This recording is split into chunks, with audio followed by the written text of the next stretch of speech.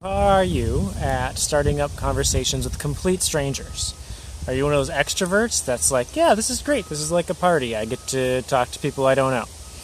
Or are you more of an introvert, or maybe somebody who even is like really anxious about stuff and you're like, I would never just start talking to someone I don't know unless I absolutely had to?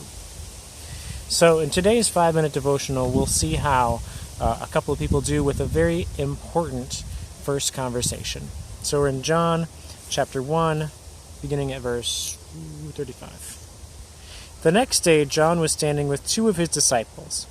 And he looked at Jesus as he walked by and said, "Behold, the Lamb of God." The two disciples heard him say this, and they followed Jesus. Jesus turned and saw them following and said to them, "What are you seeking?" And they said to him, "Rabbi," which means teacher, "where are you staying?"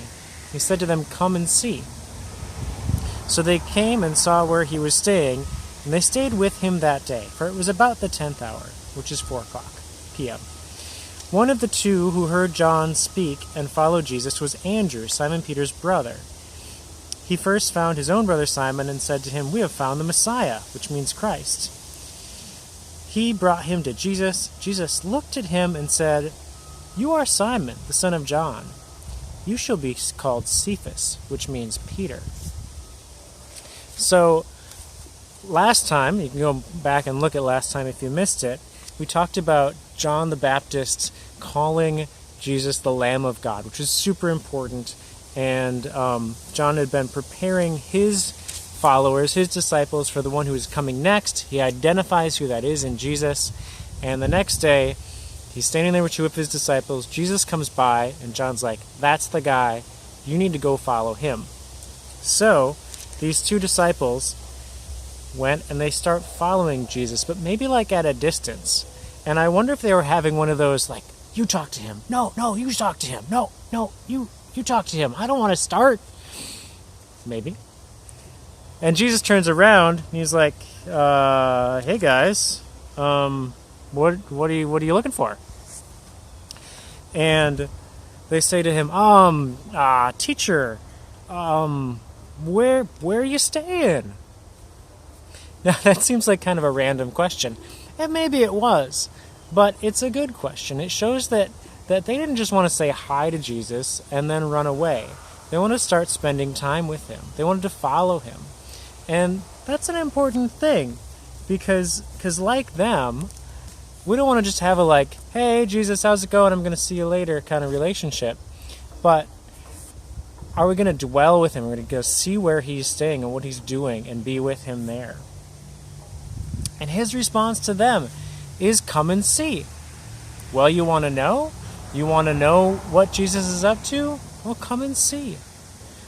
He didn't want to just tell them. He wanted to show them. And that also is true today, where, we follow someone who is a person, not just a theory or a group of ideas or theology, but one who is living. And so being a Christian isn't just about thinking things in a certain way or having a certain set of beliefs, but it's actually coming and seeing what Jesus is doing. So then we get to one of these two guys was Andrew, and he was Peter's brother, only he wasn't called Peter yet. So he brings his brother to Jesus, and Jesus just looks at him really intently.